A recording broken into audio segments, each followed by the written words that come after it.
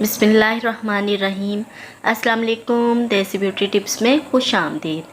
आज की वीडियो में मैं आपको बताऊंगी कि रमज़ान में सेहतमंद रहने के लिए सहर और इफ्तार में कैसी ग़िज़ा का इस्तेमाल किया जाए, जिसके इस्तेमाल से ना सिर्फ हम सेहतमंद रहें बल्कि जिस्म की ताकत भी बरकरार रहे।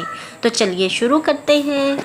मगर इससे पहले आपसे एक छोटी सी रिक्वेस्ट है, अगर आपने अभी तक मेरा चैनल सब्सक्राइब नहीं किया तो सब्सक्राइब कर लें और बेल आइकन को दबा दें ताकि मुफीद और मालूमाती वीडियोस आप तक बआसानी पहुंच सकें। रमज़ान में सेहतमंद रहने के लिए सहर और इफ्तार में ऐसी ग़िज़ा का इस्तेमाल करें जो ग़िज़ाइयत से भरपूर हो। खाना आहिस्ता आहिस्ता खाएँ और तली हुई और मीठी चीज़ों का इस्तेमाल कम करें। कम खाएं मगर ग़िज़ा ऐसी हो जो ग़िज़ाइयत से भरपूर हो।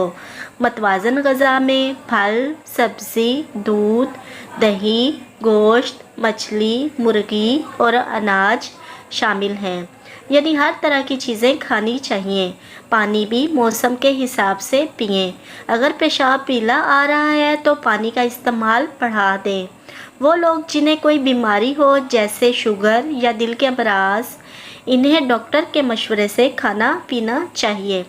सहरी रोज़ा शुरू होने से जितनी करीब की जाएगी दिन भर जिस्म में तवानाई रहेगी।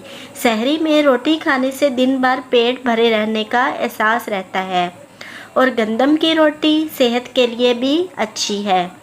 गोश्त, मछली और अंडे, दूध, दही का इस्तेमाल अपनी सेहत और बीमारी को मद्देनज़र रखते हुए करें।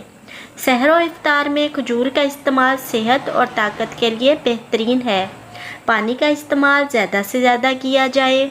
इफ्तारी के वक्त ज़्यादा ठंडा पानी या मशरूब पीने से इज्तनाब करें, इससे मैदा ख़राब होने का ख़दशा होता है।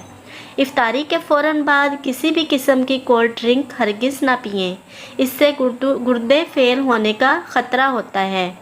इफ्तारी के वक्त हल्की ग़िज़ा का इस्तेमाल करें और नमाज के बाद खाना पेट भरकर खा सकते हैं। कम खाने में सुन्नत है और इंसान बीमारी से भी बच जाता है। वीडियो अच्छी लगी हो तो अपने प्यारों के साथ ज़रूर शेयर कीजिएगा। इजाज़त चाहती हूँ, एक नई वीडियो के साथ हाजिर होंगी। अल्लाह हाफिज़।